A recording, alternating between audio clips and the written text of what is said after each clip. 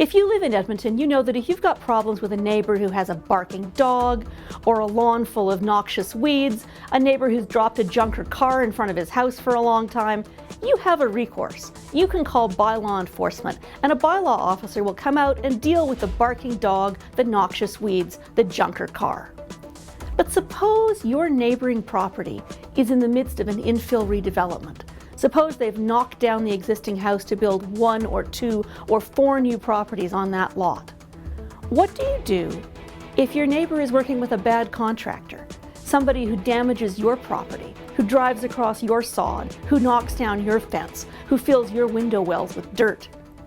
Surprisingly, there's very little you can do.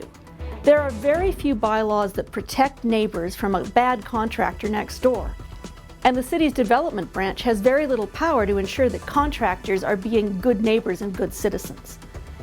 It's a big vacuum in our city's regulatory regime because right now the city is filled with infill development in all kinds of mature neighborhoods. That's infill development we need to ensure the vitality of our mature neighborhoods, to make sure that we make the best use of the infrastructure we already have in our urban core. But you can't expect the old neighbors to welcome the new ones if they're not very neighborly. You can't expect communities to embrace infill if they can't be sure that their property rights and their property value won't suffer.